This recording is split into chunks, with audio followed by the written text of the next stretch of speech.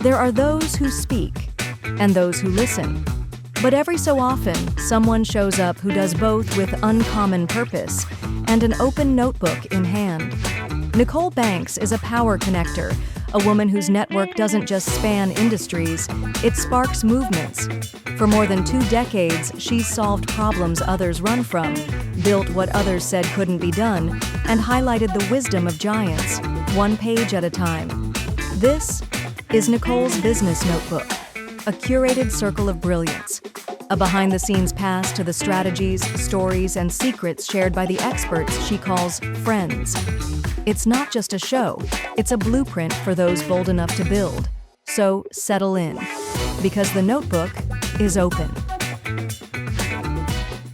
Hi, it's Nicole Banks with Nicole's Business Notebook. I have a chef here today, and I'm really excited to talk about the integration of what a chef does and how entrepreneurs can learn from him.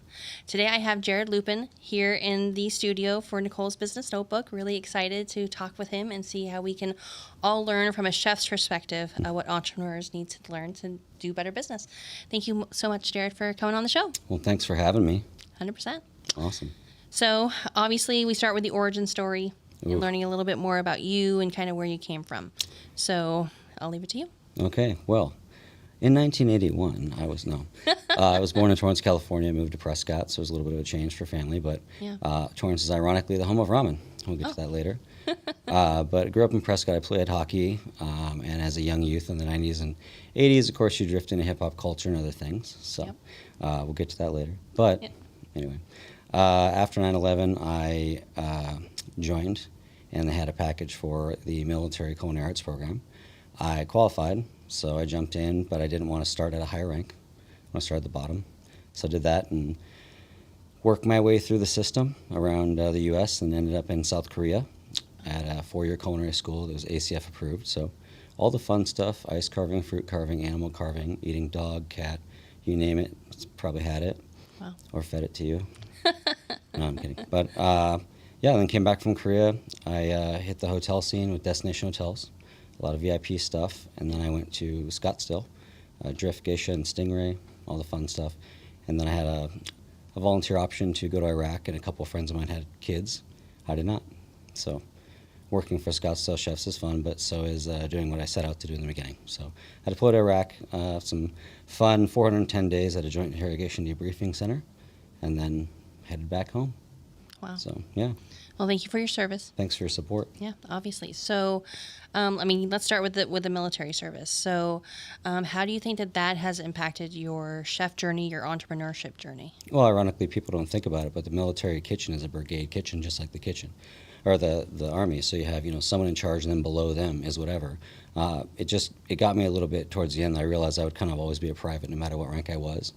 So as a chef and an artist, I decided to kind of leave the duty station to the younger guys and do what I do best and lead from the inside. So working with the privates, the dish guys, people overlook that, especially as a leader. You are working with so many other levels that you forget about the guy on the bottom. Maybe he's the guy who they hired for $10 an hour because he's never awake. But that kid also noticed the sanitizer was not hooked up right and saved you all those dishes that are now food safe. Mm-hmm. So that's where And it those starts. health code violations. There we are. Those Yeah. little So if things. everyone knows about it, correct. Right. Yep. Yeah. I love that. Yeah, and I think that's a great reminder. The little guy matters. Right. Right. And for entrepreneurs and especially CEOs and those sort of executives, there's the undercover boss for a reason. Yeah. Going in and talking with those little guys can really give you the most insight into your business, how it's running, how the customers feel. Yeah. So I think that's a great perspective. Well, and if there's there is no little guys, and the CEO is every guy. And, that mentality is not just military, it's also kitchen. No one's up front to ring people in. Who's used the system? The guy in the fryer? Okay, I can fry some stuff. Go do the system. But that's also kind of pushed me into lanes I wasn't comfortable being in the public eye and talking to the guests. But I also realized that being myself as the narcissistic artist and the guy in between, it works because I can walk up and say, does it suck? And you'll be like, oh, do I tell him or not? Like, is this guy serious? Like, Yeah. I want that reaction. Grandma, try this tuna. Okay. That's a moment. That's what the food scene creates. And also in all your businesses, you're doing that, right? Whether it's that, hey, we nailed that, whatever, XYZ, it's the same thing. From the guy who cleaned the plates, we put up the meal, or I'm in fast food. That's quite the game as well. And how much respect does that have versus the higher culinarians. Still the same thing. Still the same thing. So let's go to your time in Korea. Obviously Okay. you went through culinary there, and how is it integrating different cultures and working with different types of people? What can an entrepreneur learn from your experience? Well, the idea and the concept for what we did with the ACF was we wanted to integrate American chefs and the Army Culinary Arts team with Korean and all kinds of students from Asia into a program that helps make Asian food relatable, right? Like, people don't get that, hey, why is this spaghetti with meat sauce called whatever it is, yakisoba? It's so close. Yeah. You could just start with it. Or bao buns. You hand someone a bao bun, they don't grasp it. It's like, it's actually a dumpling. Try it, and there's another level. So it's just making that relatable. So having a guy like me from California, Arizona, playing hockey, kind of all over, Yeah. And in the military, it makes it relatable. School also helped with the depth of it. And you have interpreters, so you can't always understand. So you have to learn to cut and look. You have to learn to pick up words and go, that's a good word, not a bad one. But you can say a lot of cool words that change the way people react to you, to kind of get that back. But I think that Korea as a whole taught me that, cultures are completely different. And even when you go, oh, McDonald's. No, good luck. No, Right. different level. But had you had that flavor in the beginning on that umami sensor, as we call it, Yep. sweet, sour, salty, bitter, or savory, the biggest one on your tongue, Yep. I'm just going to put that out there, umami, the biggest. What's umami? The biggest one on your, we'll get it. Right. Yeah, so I think that just pulling from those cultures helped me go, oh yeah, you don't know what I'm talking about. Wait, that's a hamburger with an egg, man. I know what this is. Add some cheese, fold it up, burrito, we're done. Or nachos are just broken tacos, Right. So it's just different cultures, relatability. So I don't love know, that. it was great education. Yeah, and so, obviously here, we're a melting pot. We have people, Yeah. cultures, and how was it working with not just Koreans, but, students from all different Asian countries? I'm sure that melting pot. It was great, but I was really used to it from the military because there is such a variety. It's almost like kitchens in a way. Again, you were a prisoner, you were this, you were a college dropout, you're going to college. There's such a mixture, and then that kid's going to be a head chef because he's going to culinary school. But once you get to know that type A, type B, you can kind of see that in the military as well. He's a sergeant, he's got to do this thing, so he's bound to that. But we know he can still turn around and talk to us the right way, Right. or the front of the house. But I think there's a good foundation, that was instilled in me before all that, growing up with some grandparents of mine, shout out, learning to cook, shout out, Yep. to them. But after that, it just all kind of made sense. After that framework was set, do the work, get paid. Do the work, go to bed, get up. Nap in between, extension of yesterday. Right. That's just how it ends up being. And then you have daughters. Right. That's It's going to get I'm sure uncomfortable here. All right, its own struggles there. So, I'm there. in that, being a chef, Mm-hmm. obviously anybody that talks to you knows your passion.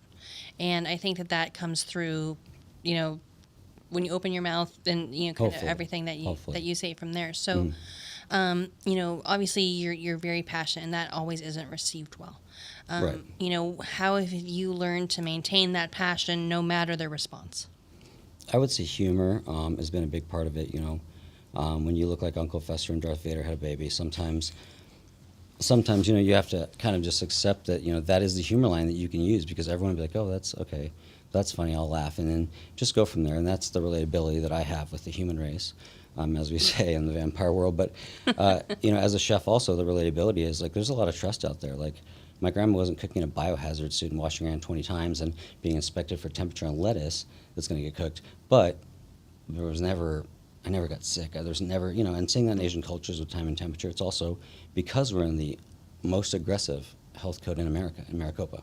Oh, wow. That's where we live. And I didn't know that, yeah. I know, it's crazy. Yeah. So I can't do things that I want to do. Hey, I can't do kimchi. I'm going to hide it in that van outside. There's things that happen. That's why you get this place is authentic. Why? Don't tell them. Don't tell them. We'll be closed. We'll be closed. So. Wow, that's interesting. I didn't know anything about the health code. Ooh, So, how does that affect? Obviously, it limits you. Yeah. But why? Why do you think that it is? Well, obviously coming from Korea, there's probiotic, number one in the world, kimchi, and just understanding it more than just like, sour, hot mush, cabbage. There's that little chunk of Irish that used to be here, Yeah. that drained out in my daughter. But that chunk said, oh, okay, sauerkraut. Okay, spicy sauerkraut, awesome. And then I realized what it was doing to my body after so long. And that was just a huge revelation. Once you hit nutrition class, you get a nutrition degree, you're like, whoa, it's ahead of your time.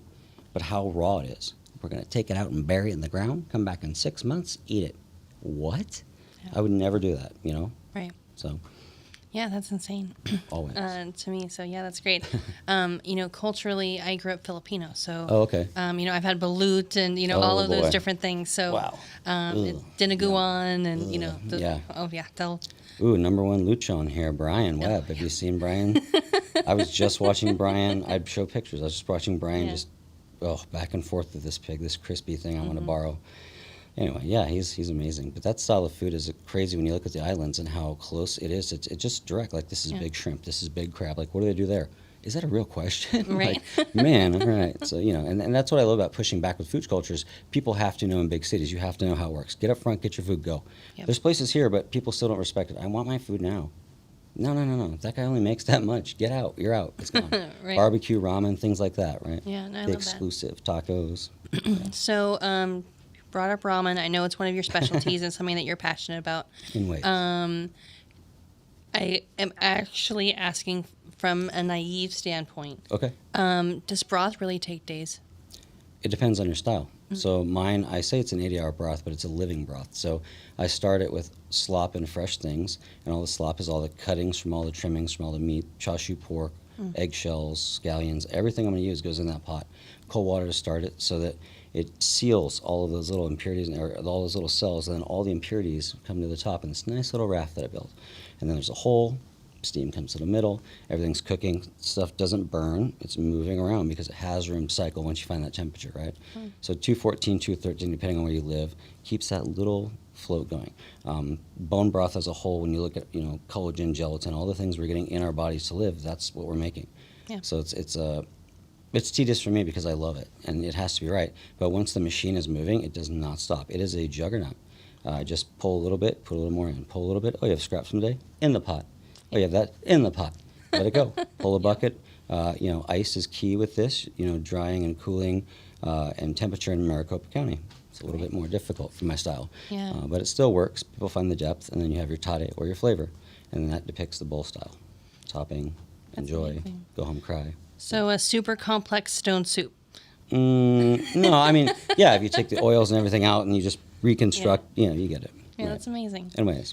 So, ramen is something that, obviously we have the Nissin and the Mershan and, all of those things. And then we have, your artisan, labor intensive, act of love. Yeah. And I think that's a real good sort of shift for entrepreneurship. There's those Yeah. cheap alternatives Right. and then there's those artisan solutions. But you see that directly with the culinary industry is, I'm going to go with Cisco and they're going to give me a kickback. Yeah, but that kickback is all the things that they're going to cut out from your things that you really want and add to all the other stuff that you have to, my trash bags went up, but my meat's down. Is it the same amount? Right. Okay, but you got a kickback? No, it doesn't work. Right. The highs And it didn't come in, lows and you're closed? Yeah. Right. It's just you have to go around the world with it. Sometimes I will just go pick it up because that's another part of that story. Yeah. Dude, why? Because I have to go get them from Lee because he closes at 10 and he cuts them the way I want them. Cool? Wait, is it your ramen that's famous? Oh, okay, we're good. And this is my daughter talking back to me, so of course it's her ramen that's famous. But Yeah, no, I love Yeah. that.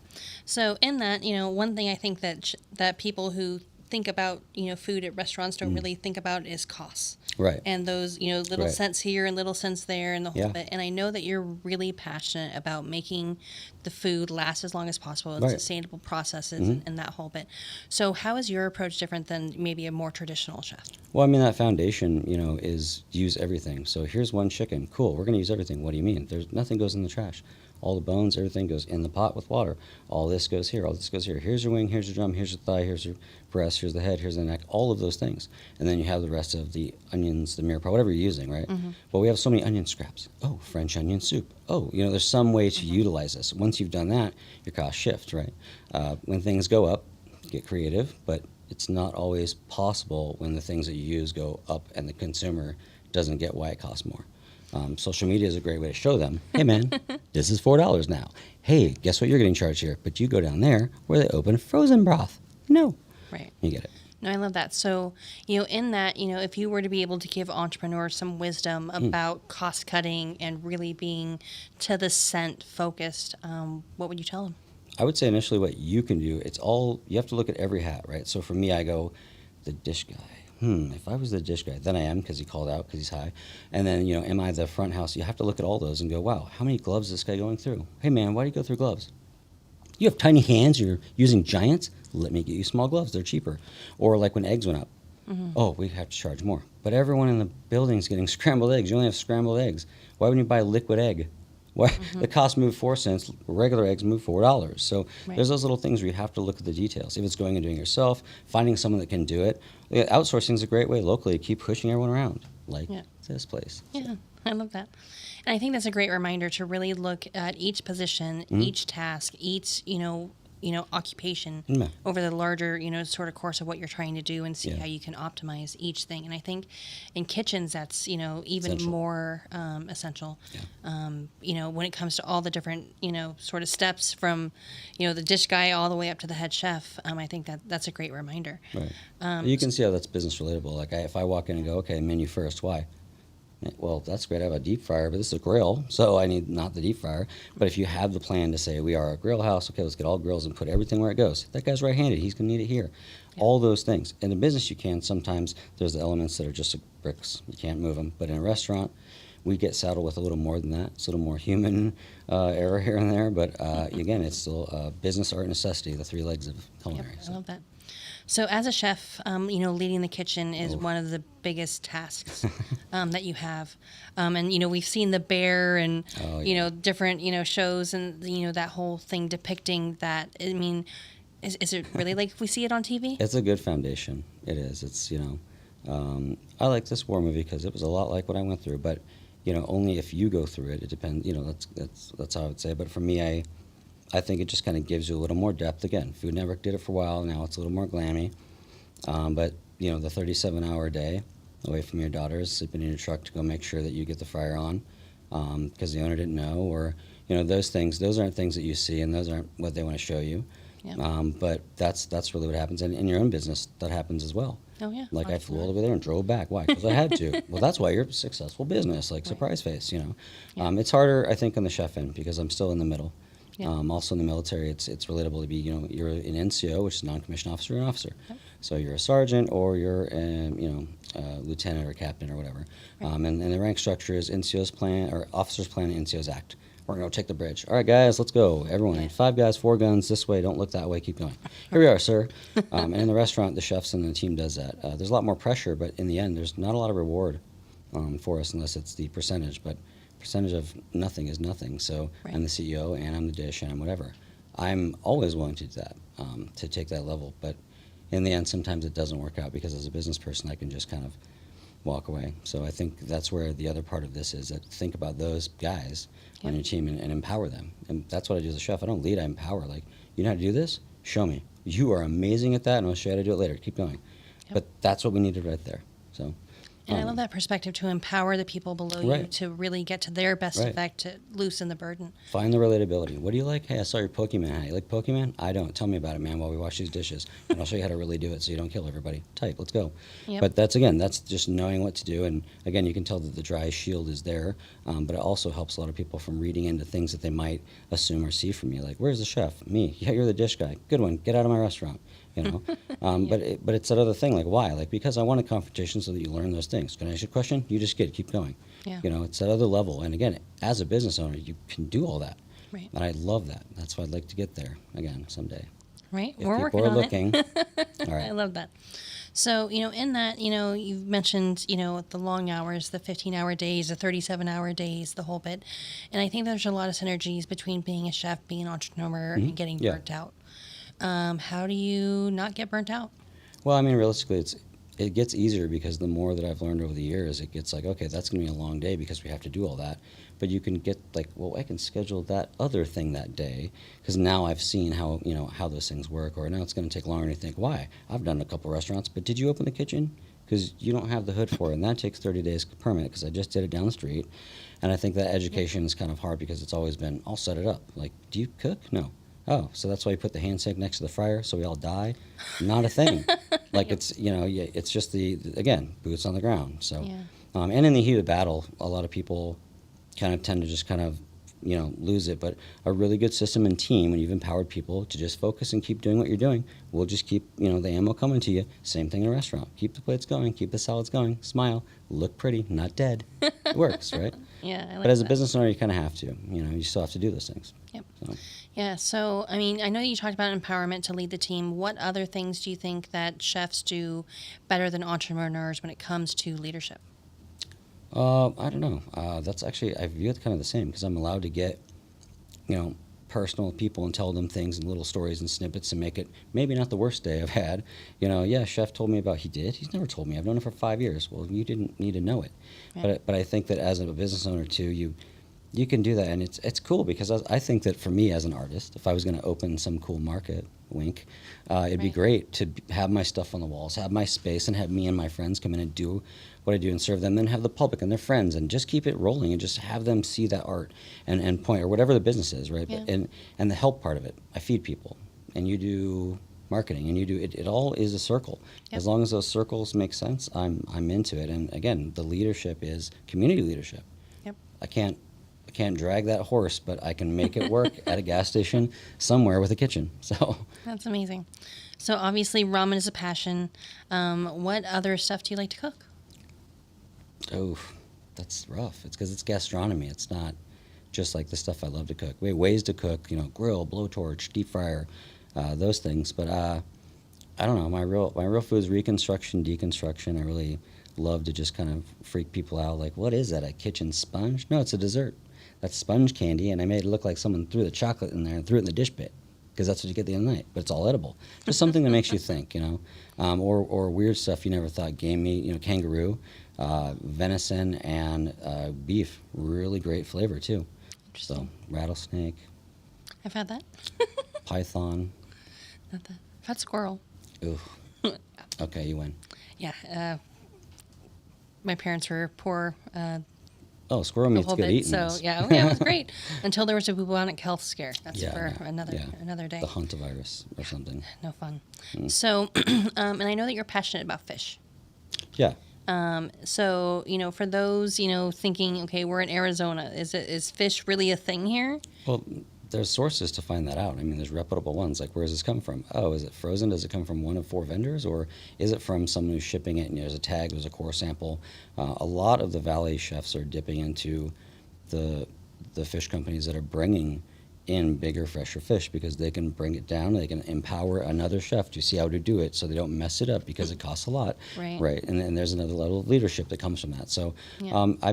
I really like what's coming into town. A good friend of mine is looking for a vendor to sell as things open up. But it's incredible to see the time and to watch a video and go, that's the guy that I'm on the phone with that caught it. And how many hours? He's still awake? Wow. Oh, it's only that time there. Sir, this is amazing. Wow. You know, and go from there. Meats too, local meats. A lot of local vendors are really, really blossoming right now. And I love it because I can say, that's Arizona.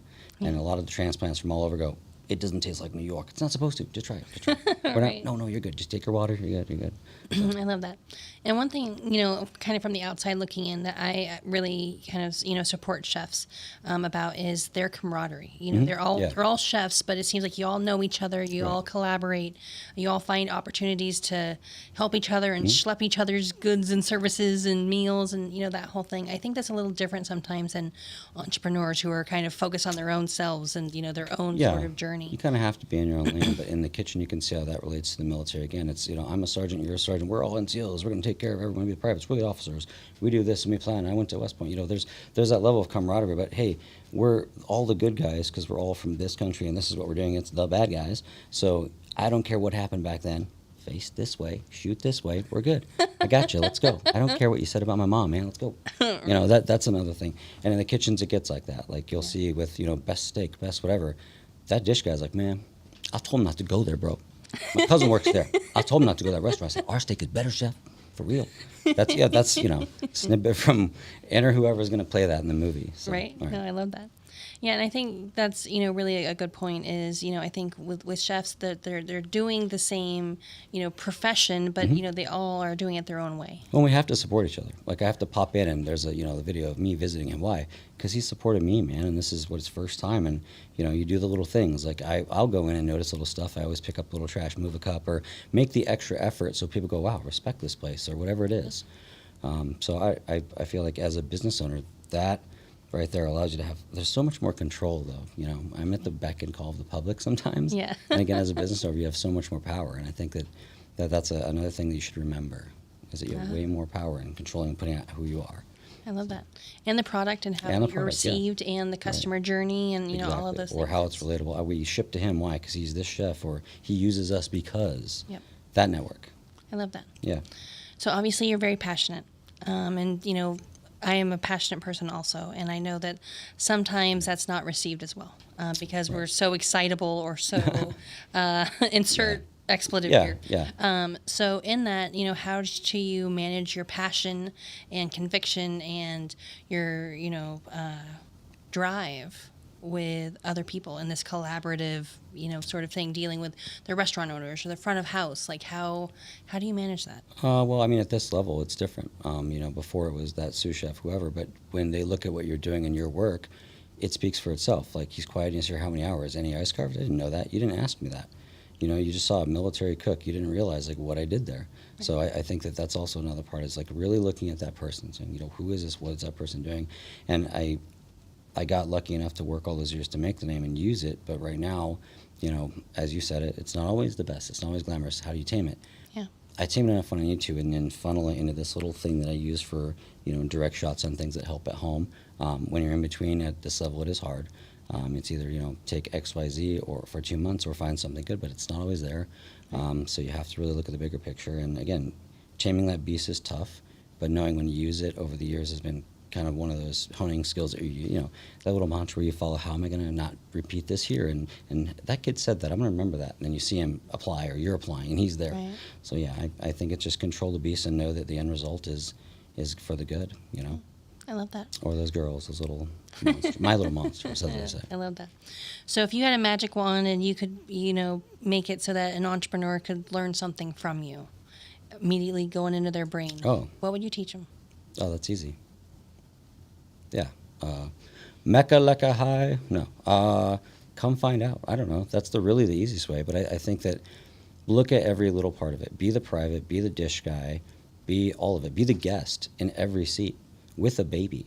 There's certain restaurants that kind of forget that. We got 50 seats in there. We're good. Try it again. Sit in that corner. Grandma's here. Where's the wheelchair going? No. I think that having that perspective around all of it and having a lot of people around you that give you that perspective helps too. And that network grows too. Right. So, yeah, maybe keeping an open mind and looking at it from all levels. I love that. Yeah, taste the fruit, cut the yeah. Yeah, great wisdom. Yeah, I don't know. Perfect. Wisdom. Right. So, you know, Jered, you know, I think this was a really great conversation. Yeah.